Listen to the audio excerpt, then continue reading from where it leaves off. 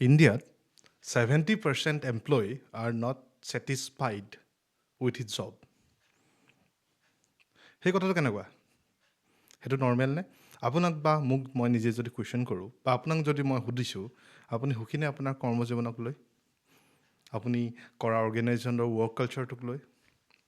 আপুনি সুখীনে? আপুনি government job যদি কৰি আছে, গভৰ্ণমেণ্ট জবৰ গভৰ্ণমেণ্ট অৰ্গেনাইজেশ্যনটোৰ ৱৰ্ক কালচাৰৰ ওপৰত আপোনালোক সুখীনে? বা কৰ্পৰেট জব কৰি আছে বা যিকোনো এটা কামত আপোনালোকে এংগেজ হৈ আছে, আপোনালোক হেপ্পীনে? ক'ব পাৰে, সুখী হ'ব পাৰে, অসুখী হ'ব পাৰে, ৰাইট? আপোনালোক সুখী নহয়, অ'কে। কিন্তু একৰ্ডিং টু দ্য ৰিপৰ্ট,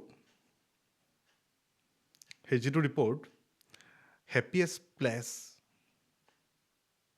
বুলি যিটো এটা ৰিপৰ্ট আছে, সেই ৰিপৰ্টটোৰ মতে কৈছে আজি এটা আৰ্টিকল ওলাইছে, বিজনেছ ষ্টেণ্ডাৰ্ড আপোনালোকে সেইটো পঢ়িব পাৰে। সেইটো মতে according to the report 70% of employee are not satisfied with his job.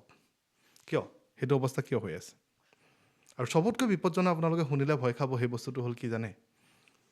সেই ৰিপৰ্টটোৰ মতে, সেইটো 5 বছৰ মূৰে ৰিপৰ্টটো উলিয়াই 2014 সেই ৰিপৰ্টটোৰ মতে আনহেপ্পী আছিলে, যিসকল আনছেটিছফাইড আছিলে, সেই এমপ্লয়ীৰ সংখ্যা 39% আছিলে। আৰু 2020 যিটো ৰিপৰ্ট ওলালে সেইটোৰ মতে আছিলে 52%। 39, 52, 13% ডিফাৰেঞ্চ বাঢ়িলে, অ'কে, ঠিক আছে। তাৰপাছত 52 পৰা 70 জপি আছে, মানে 18% বাঢ়িছে। তেতিয়াহ'লে আমি যদি নেক্সট 5 বছৰ পিছত প্ৰজেকশ্যন বিচাৰোঁ, তেতিয়াহ'লে সেই প্ৰজেকশ্যনটো কি হ'ব পাৰে? 13, এইপিনে 18, ধৰি লৈছোঁ আৰু 20% বাঢ়ি গুচি যাব, যিটো আমাৰ কাৰণে খুব বেছি বিপদজনক। ইট মিনছ 90% মানুহ আনহেপ্পী হৈ থাকিব আমাৰ ৱৰ্ক কালচাৰৰ ওপৰত, আমাৰ জবৰ ওপৰত, আমাৰ কামৰ ওপৰত। এইটো সঁচাকৈ এখন দেশ বা এখন ৰাজ্য বা আমাৰ সমাজখনৰ কাৰণে এটা পজিটিভ এটা ৰিজাল্ট হয়নে? কেতিয়াও নহয়, ঠিক আছে। কিন্তু আচলতে কথাটো হ'ল, প্ৰত্যেকটো ক্ষেত্ৰতে প্ৰেছাৰ আছে। আমি নৰ্মেলি কৈ দিব পাৰোঁ, বহুতে কয়, মই নিজে শুনিছোঁ, কি হ'ল গভৰ্ণমেণ্ট জব কৰিব লাগে, কিয়? প্ৰেছাৰ কম, ঠিক আছে। কৰ্পৰেট জব কৰিব লাগে, টকা অলপ বেছি আছে। সেইটো এটা মই জেনেৰেলাইজ কৰি কথাটো কোৱা নাই, কিন্তু প্ৰেছাৰ কম কাৰণে মই গভৰ্ণমেণ্ট জব কৰিবলৈ যাম আৰু প্ৰেছাৰ বেছি কাৰণে কৰ্পৰেট জব কৰিবলৈ যাম, কেনেকৈ? সেই বস্তুটো, সেই লজিকটো আমাৰ দেশখনৰ কাৰণে একচুৱেলি খুব এটা ভাল লজিক নে? মানে কি, মই পলাই থকা নহয় জানো? মই য'ত কাম কম হ'ব, য'ত টকা বেছি পাম, সেই কামখন মই গুচি যাম? নহয়, আচলতে সেই কথাটো হ'ব নালাগে কেতিয়াও। আচলতে মই অনেষ্টলি ক'বলৈ গ'লে, আপোনালোকে যদি ভালকৈ এনালাইচিছ কৰে, গভৰ্ণমেণ্ট ছেক্টৰতো প্ৰেছাৰ আছে, কৰ্পৰেট ছেক্টৰতো প্ৰেছাৰ আছে। আৰু সেই অনুসাৰে আপোনাৰ বেতন দিয়া হয়, আপোনাৰ চেলেৰি দিয়া হয়, আপোনাৰ ৰেছপঞ্চিবিলিটি আপোনাক দিয়া হয়, সেইখিনি কাম কৰাৰ মতে সেই হিচাপতে আপোনালোকে তাৰ টকাটো পোৱা যায়, দৰমহা বুলি কওঁ, যিটো পালে মাহৰ শেষত আমাৰ ভাল লাগে, অ'কে।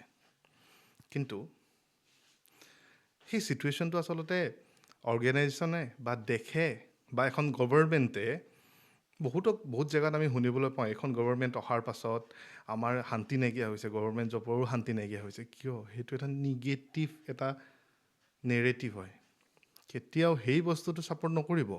কিয় ক'ব বিচাৰি আছোঁ? চাওক, কিবা এটা বস্তু গ্ৰ' কৰিবলৈ হ'লে সকলোৰে কণ্ট্ৰিবিউশ্যন দৰকাৰ।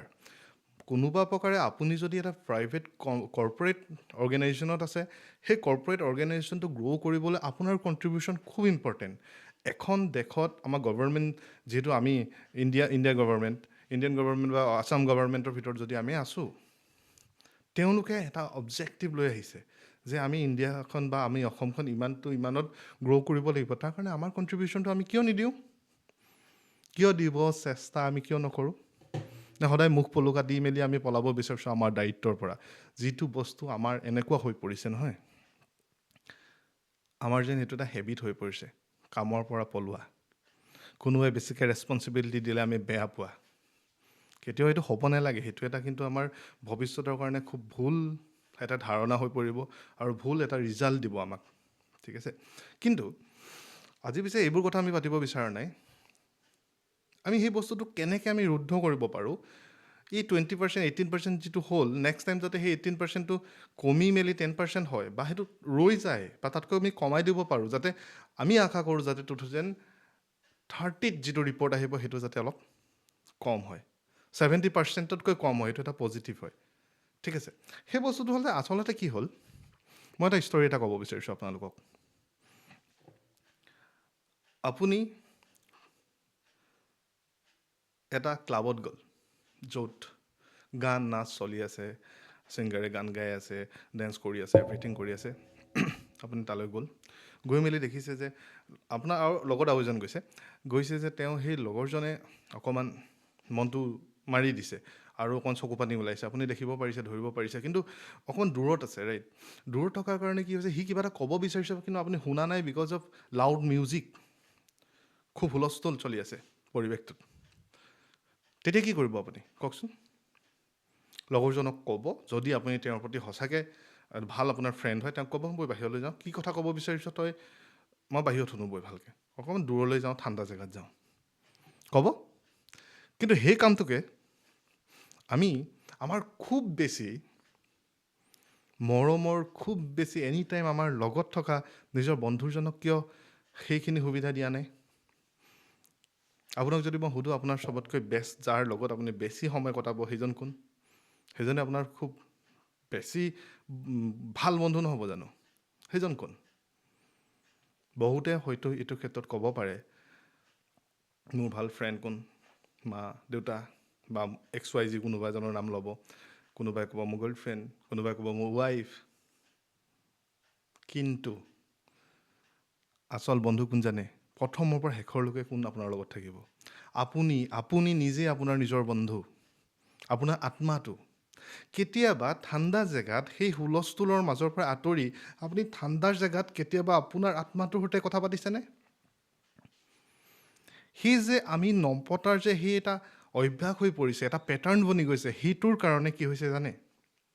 আমি নিজক লৈ সুখী হ'ব পৰা নাই, গম পাইছে?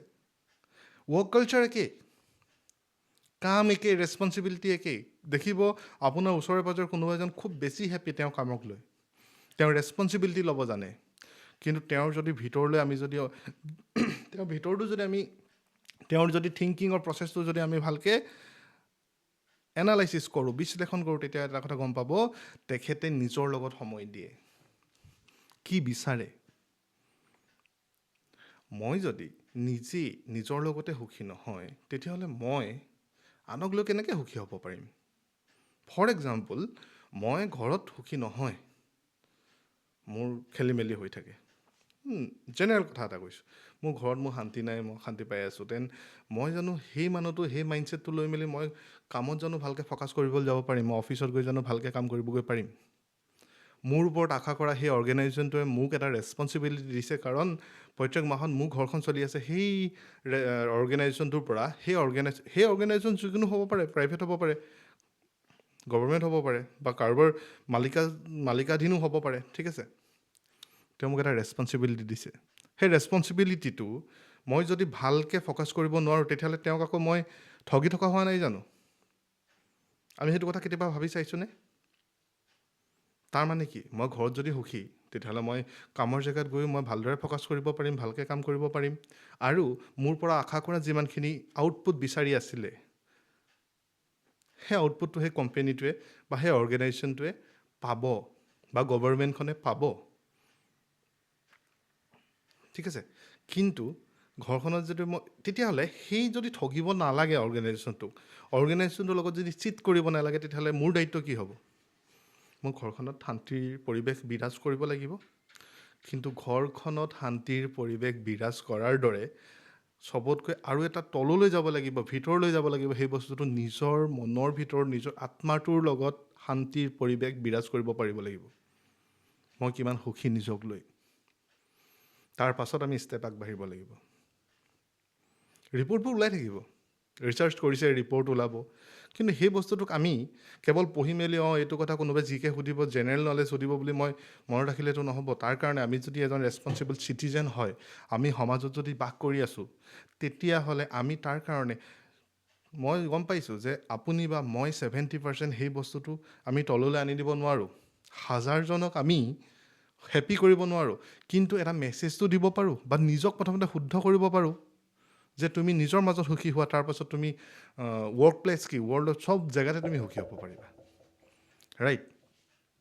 এতিয়া আমি এটা কথা ভাবোঁচোন, আমাৰ খুব দুখৰ খবৰ যে ছমাহৰ আগত আমাৰ খুব মৰমৰ জুবিন দাক হেৰুৱালোঁ, ৰাইট? তাৰ কাৰণে আমাৰ সকলো দুখ লাগি আছে। তেওঁ আমাক কেৱল গানেই দি গ'লনে? তেওঁ কেৱল গান দি যোৱা নাই আমাক, তেওঁ এটা সত্তা। তেখেতৰ পৰা শিকিবলগীয়া, তেওঁ গান শুনি আমি ৰিলেক্স ফিল কৰোঁ, কিন্তু তেখেতৰ জীৱন প্ৰণালীটো আমি চেক কৰিলোঁনে? আজি কোনোবাই ক'ব পাৰিবনে জুবিন দাই চাকৰি এটা নাপালেহেঁতেন বুলি? আজি কোনোবা এজন মানুহে ক'ব পাৰিবনে জুবিন দাই বেলেগ একো কাম কৰিব নোৱাৰিলেহেঁতেন বুলি? তেওঁ চইচ কৰিছিলে, ছিংগিংটো তেওঁ চইচ কৰিছিলে, সেইকাৰণে তেওঁ খুব বেছি ছাকচেছফুল।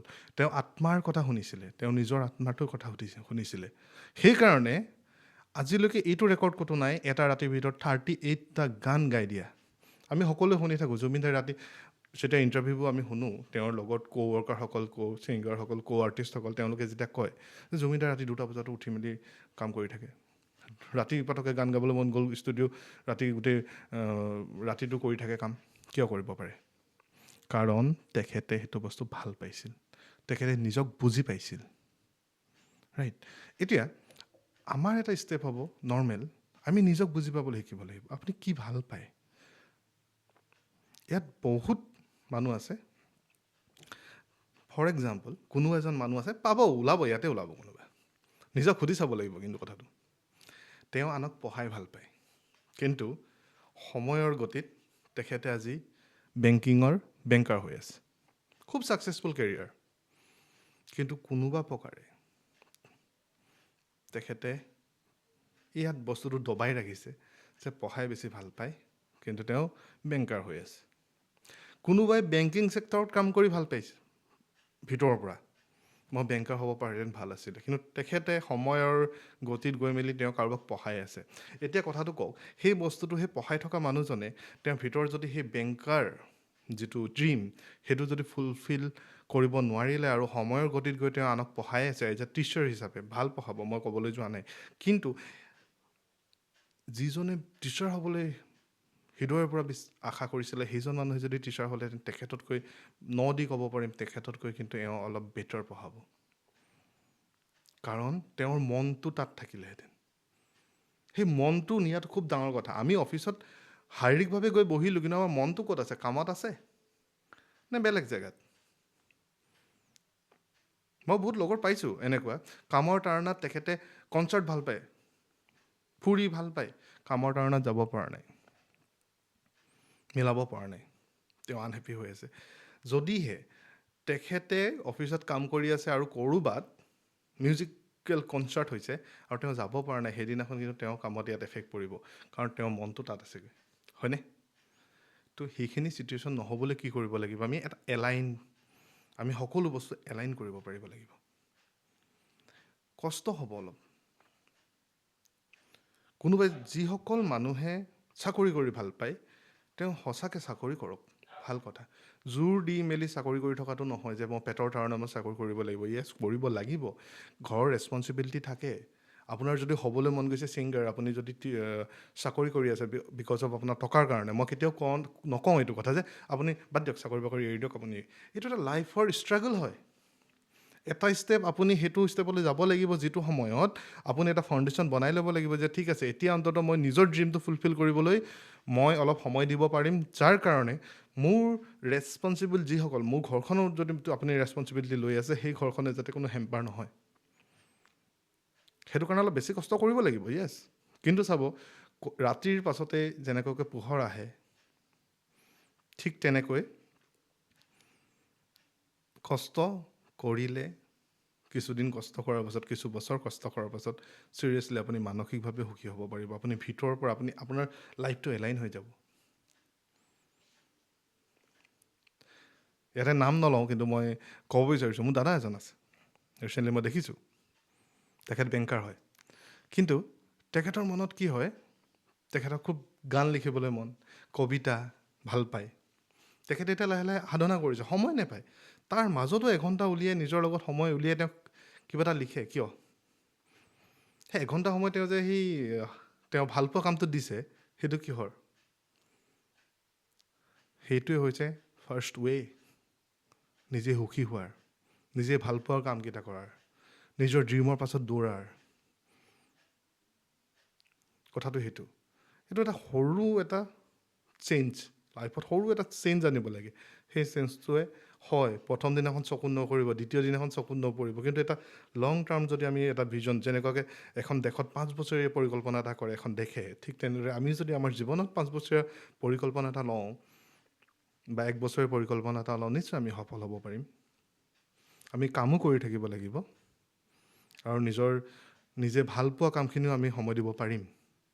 বহুতে কয় সময় নাটনি কিবা কিবি। য়েছ, হয়, কিন্তু নিজৰ ভাল পোৱাৰ কাৰণে যদি আপুনি 1 ঘণ্টা সময় দিব পৰা নাই, আপুনি নিজক ভাল পোৱাৰ কথা ক'বলৈ গৈছোঁ দেই। মই এইটো আপোনাৰ গাৰ্লফ্ৰেণ্ডক বয়ফ্ৰেণ্ডক সময় দিয়াটো কথা কোৱা নাই। সেইটো নেচেচাৰী, সেইটো দিয়ক, সেইটো দিবই লাগিব। কিন্তু প্ৰথমটো নিজে হেপী হ'ব লাগিব। যিজন মানুহ নিজক লৈ হেপী নহয়, তেওঁ আনক কি হেপী কৰিব? তেতিয়া কি হ'ব জানে? সেই 70% যিটো যে আমি নাম্বাৰ দেখিলোঁ, সেই নাম্বাৰটো লাহে লাহে কমিবলৈ আৰম্ভ কৰিব। আৰু যেতিয়া কমিব ন, আপুনি মই সুখী হ'ম। কেনেকৈ জানে? ভিতৰে কাৰণ আপুনি এটা অৰিহণা দিছে তাত, আপোনাৰ অৰিহণা এটা আছে তাত। কাৰণ আপুনি নিজক সুখী কৰিব বিচাৰিছে আৰু সেই 70%ৰ পৰা লাহেকৈ এক্সক্লুড হ'বলৈ আৰম্ভ কৰিছে। সেইটো এটা ভাল মেছেজ। সেইকাৰণে খুব জোৰ দি কিবা এটা কাম কৰি থকাৰ কথা নহয়।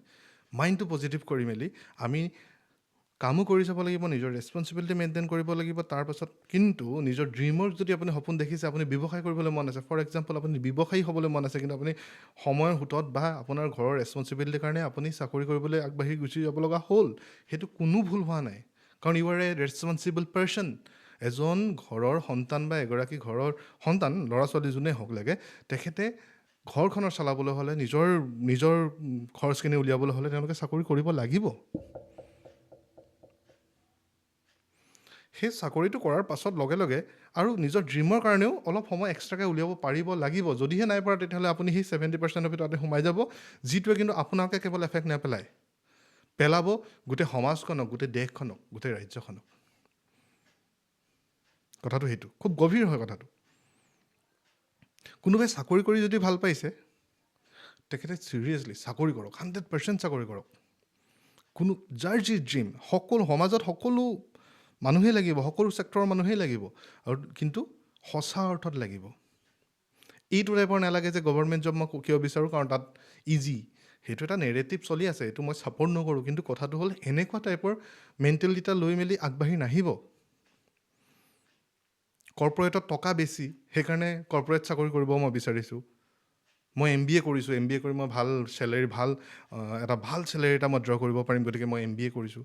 আপুনি যদি সেই কামটোত সুখীয়ে নহয়, তেতিয়াহ'লে সেইটো টকাৰ কাৰণে আপুনি যদি কৰ্পৰেট জইন কৰিছে, তেতিয়াহ'লে অৰ্গেনাইজেশ্যনটো ঠগি থকা নাই। নিজক ঠগিছে প্ৰথম, অৰ্গেনাইজেশ্যনটো ঠগি আছে। সেইটো আপোনাৰ ৰাইট নাই কেতিয়াও। গতিকে প্ৰথম নিজক ঠগাটো বন্ধ কৰি দিয়ক, নিজৰ লগত কথা পাতক। মই যে কৈছিলোঁ অলপ আগত, সেই ক্লাবত 2জন বন্ধু আছিলে, আৰু সেই 2জন বন্ধুৰ এজনে যদি কিবা এটা ক'ব বিচাৰিছে, শুনা নাই আপুনি, বাহিৰলৈ ওলাই আহিছে 2জন। ঠিক তেনেদৰে আপোনাৰ সকলোতকৈ প্ৰিয় বন্ধুজন আপুনি, সেইজনক অলপ সময় দিয়ক। ডেইলি 10 মিনিট দিয়কচোন সময়, চাব এটা বেলেগ ৱেত গুচি যাব, নিজে বুজি পাব। আৰু এনেকুৱা আইডিয়া আহিব ব্ৰেইনত, যিটোৰ পৰা আপুনি সুখীও হ'ব পাৰিব, আনকো আপুনি সুখী কৰিব পাৰিব, আনক সুখী কৰাব পাৰিব, আৰু আপুনি এজন বেলেগ মানুহ হৈ পৰিব। কিন্তু সেই যাত্ৰাটো আৰম্ভটো কৰিব লাগিব। সেই যাত্ৰাটো আৰম্ভ কৰিবলৈ প্ৰথমতে আৰম্ভ কৰক, শিকক, নিজৰ লগত কথা পাতক। আজি সেই ৰিপৰ্টটোৰ পৰা, বিজনেছ ষ্টেণ্ডাৰ্ডৰ সেই ৰিপৰ্টটো মই ডেছক্ৰিপশ্যনত দি দিম। কথাটো হ'ল, সেইটোৱে কিন্তু এটা কথা মোৰ মাইণ্ডত আনিলে, কি হ'বলৈ গৈ আছে। তো সেইকাৰণে আমি কেৱল গভৰ্ণমেণ্টখনক দুখ দিলেও নহ'ব, আমি নিজেতো গভৰ্ণমেণ্ট মানে কি, আমিয়ে নহয় জানো? অৰ্গেনাইজেশ্যনক দুখ দিলে নহ'ব, অৰ্গেনাইজেশ্যনৰ কোন হয়? আমিয়ে নহয় জানো ৱৰ্কাৰসকল? আমি নিজেতো সুখী হ'ব লাগিব প্ৰথম, নহ'লে সেই ৰিপৰ্টবোৰ সদায় নিগেটিভ লাইনতে গৈ থাকিব। আৰু সেই ৰিপৰ্টবোৰ যাতে আমি ৰখাব পাৰোঁ আৰু সেইটো উল্টা দিশত আমি দৌৰাব পাৰোঁ, তাৰ কাৰণে আমি সকলোৱে যাতে 1% হ'লেও যদি কণ্ট্ৰিবিউশ্যন দিব পাৰোঁ, নিশ্চয় 70% নালাগে, 7%টো মানুহ আনহেপি নহয়। আৰু এখন সুস্থ সমাজ, এখন ভাল দেশ, এখন ভাৰত, এখন ভাল দেশ হৈ উঠিব। মাথো আপোনাৰ মোৰ মাজৰ সৰু এটা পদক্ষেপ, কথাটো ভাবি চাব। Thank U.